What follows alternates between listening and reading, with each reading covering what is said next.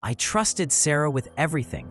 She knew about my promotion interview, my salary negotiations, even my plans to leave the company. I thought she was my closest work friend. Then I found the email. It was a forwarded message from Sarah to my boss, dated 3 days before my performance review. The subject line read, "Concerns about Jake's reliability and recent attitude issues." Every private conversation we'd had, every moment of doubt I'd shared, every frustration I'd confessed during our coffee breaks, it was all there. Documented, weaponized, delivered gift wrapped to the person who controlled my career. But here's the twist that will haunt you. Sarah wasn't just betraying me. She was following a playbook. Because the workplace isn't just full of backstabbers, it's designed to create them. And right now, someone you trust completely is building a case against you using the exact same tactics that destroyed me. Marcus Aurelius warned, when you wake up in the morning, tell yourself, the people I deal with today will be meddling, ungrateful, arrogant, dishonest, jealous, and surly. The question isn't whether your coworkers are plotting against you. The question is, which one of the 5 types of career assassins have you been feeding information to? And more importantly, how much damage have they already done? The intelligence broker. Meet Jennifer. She's been at the company for 8 years, knows everyone, and somehow always has the inside scoop on everything. When I started, she took me under her wing. "You can trust me," she'd say. "I've seen it all here. Let me help you navigate the politics." So I told her everything, my concerns about the Peterson project, my frustrations with the marketing team's delays, my doubts about whether I could handle the Q3 presentation. Jennifer listened with such empathy. She'd nod, ask follow-up questions, share similar stories from her own experience. I felt so supported, so understood. Here's what I didn't know. Jennifer wasn't my mentor. She was the office intelligence broker. Every piece of information I shared went into her mental database. She'd then strategically distribute this intelligence to different people throughout the company, always positioning herself as the helpful insider who just wants everyone to succeed. When the Peterson project hit problems, somehow everyone knew I'd had concerns from the beginning. When the marketing delays affected my timeline, suddenly I was seen as someone who makes excuses. When I stumbled during the Q3 presentation, colleagues whispered that they'd heard I was nervous about it. But here's the twisted brilliance of Jennifer's operation. She never lied. She just revealed my authentic moments of vulnerability, at precisely the moments they'd cause maximum damage. Seneca taught, every new beginning comes from some other beginning's end. Jennifer was documenting my end before I even knew it had begun. And the most terrifying part? She's still there, still collecting secrets, still playing the mentor role to new employees who have no idea they're talking to a human surveillance system. The Partnership Parasite. David approached me after a team meeting where I'd pitched my automation idea. "That's brilliant," he said.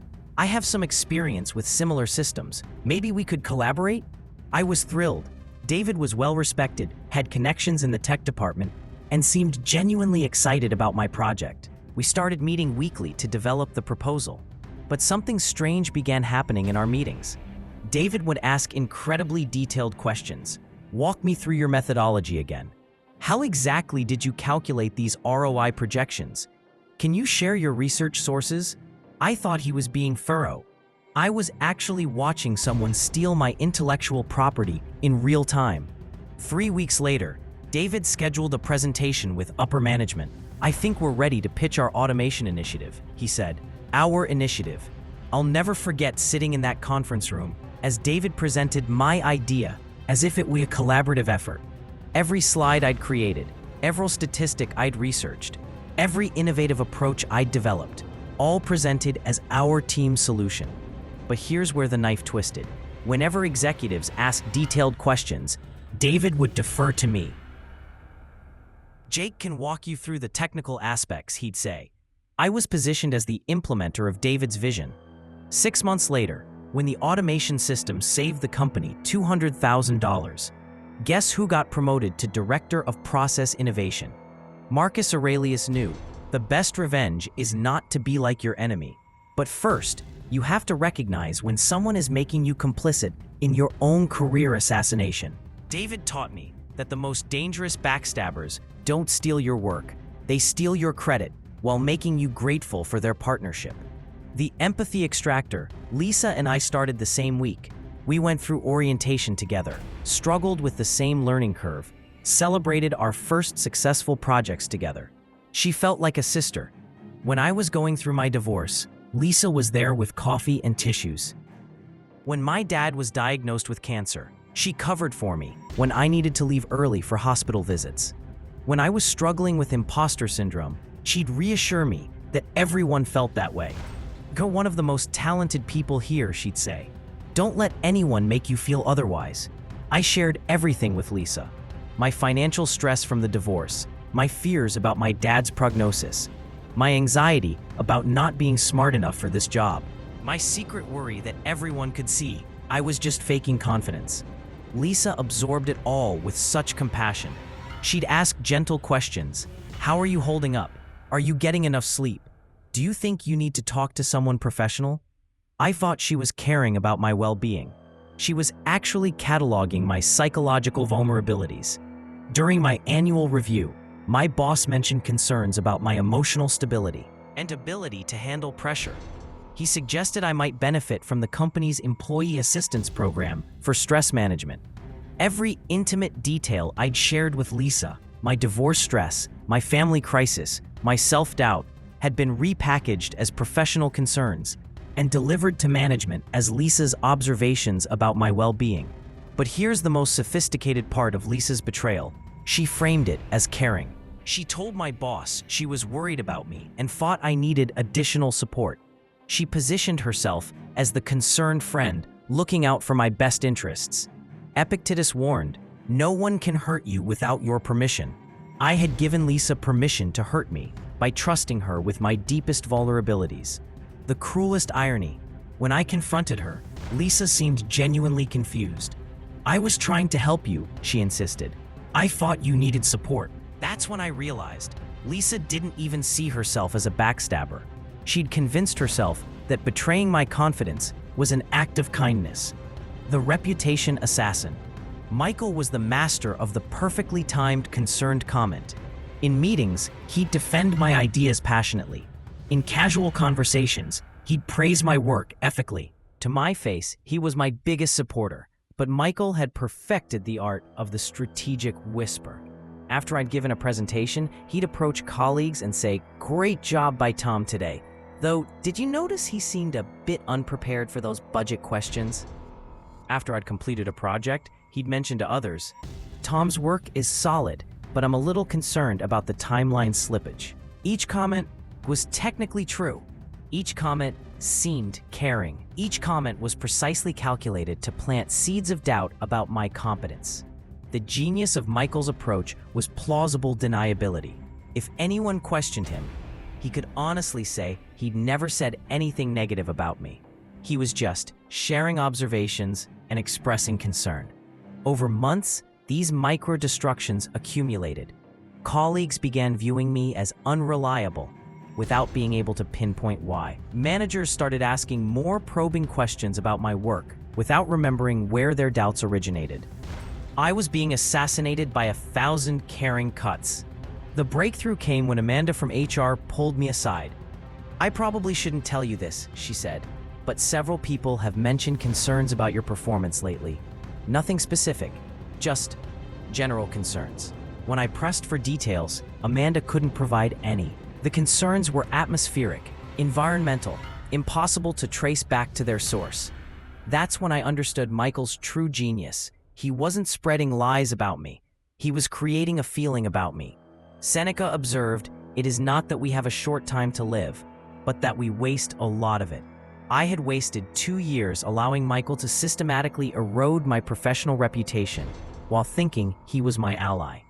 And the most chilling part, Michael's technique was so subtle that even after I recognized it, I couldn't prove it.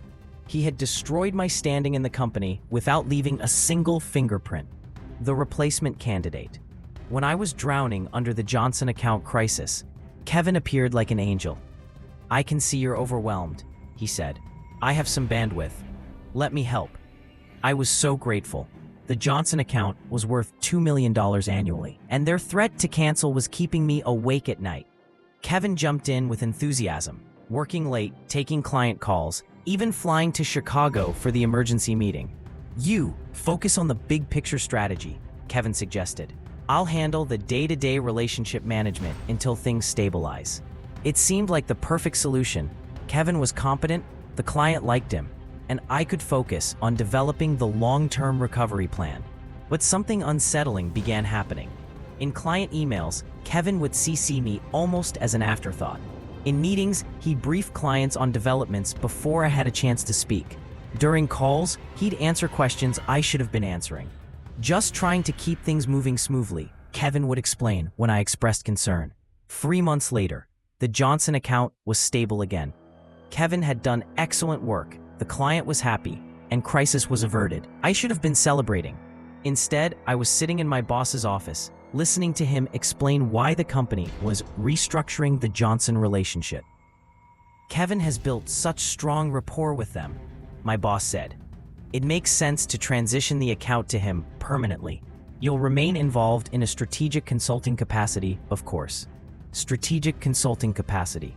Corporate speak for "we're taking away your biggest client and giving you a face-saving consolation prize." But here's the twist that still amazes me. Kevin genuinely believed he'd helped me. In his mind, he'd rescued a failing account and demonstrated his own capabilities in the process. The fact that he'd also positioned himself as my replacement was just a fortunate coincidence. Marcus Aurelius faced betrayal from trusted generals who convinced themselves they were saving Rome. He learned, the first rule is to keep an untroubled spirit. The second is to look things in the face and know them for what they are. Kevin taught me that the most dangerous backstabbers are the ones who stab you while genuinely believing they're helping. The pattern recognition. Here's what I wish someone had told me 5 years ago.